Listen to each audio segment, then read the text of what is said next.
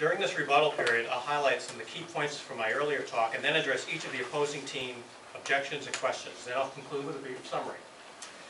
Reunification of families is one of the major principles that underlie U.S. policy on permanent immigration. This principle is embodied in the Immigration and Nationality Act, which establishes various limits for total worldwide immigration, for family-sponsored immigration, and for preference categories within each type of visa group, as well as a per-country limit. The results of all these limits are years-long wait times. I cited a couple of examples. Here's another. Visa applications submitted for spouses and children of U.S. lawful permanent residents from Mexico submitted in April 2005 are now being reviewed.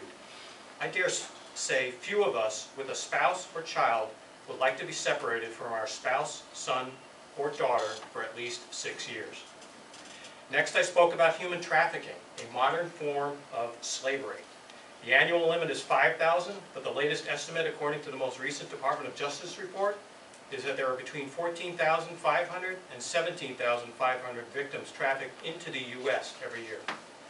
I also told you about the severe limiter, which limits investigations of the typical human trafficking case, that of a commercial sex exploitation operation. The status quo is not acceptable. 4 changes are needed. 1. Alter the process for calculating the number of family-based visas by no longer deducting immediate relatives of U.S. citizens from the overall family-sponsored numerical limit of 480,000. 2.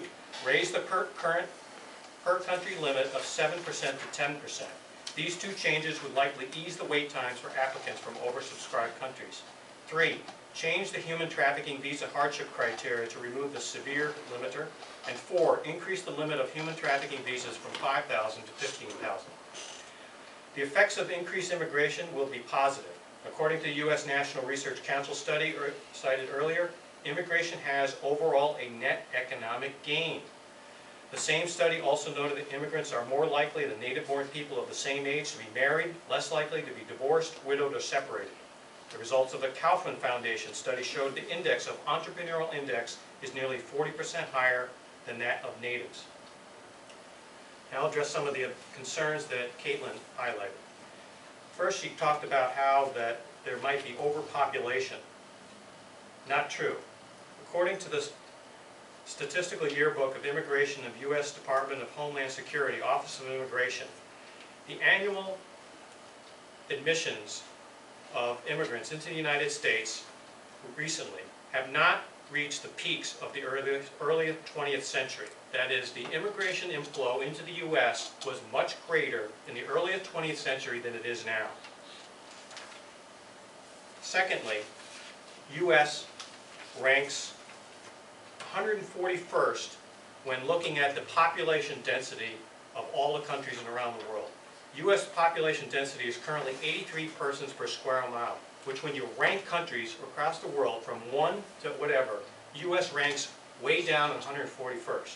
So the claim that population density will be a concern is not an issue. Secondly, Caitlin brought up the potential issue of crime. According to the Public Policy Institute of California, immigrants were 10 times less likely to be incarcerated than natives born in America.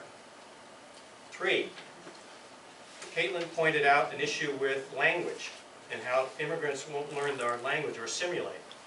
According to the U.S. Census Bureau, U.S. Department of Homeland Security, within 10 years of arrival, more than 75% of immigrants speak English well. Moreover, the demand for English classes for adults exceeds the supply. Immigrants learn our language, is the message.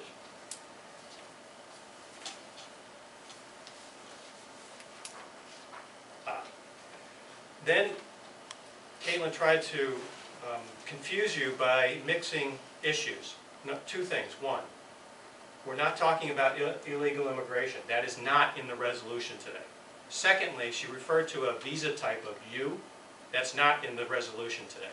The only part in the resolution we're talking about today is human trafficking, type T.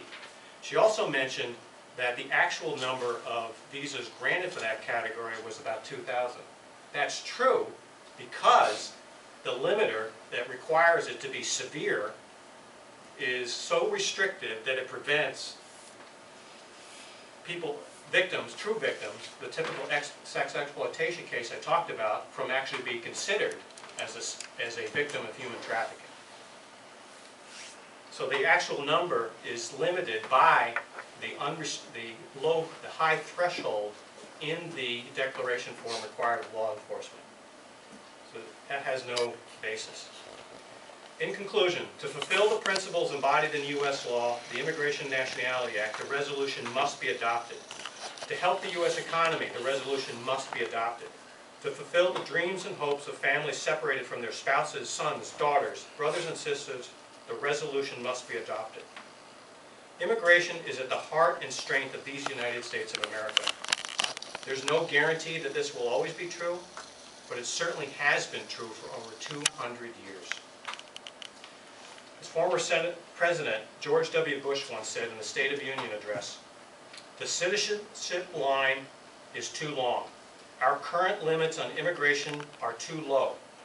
Those willing to take the difficult path of citizenship, the path of work and patience and assimilation, should be welcome in America, like the generations of immigrants before them."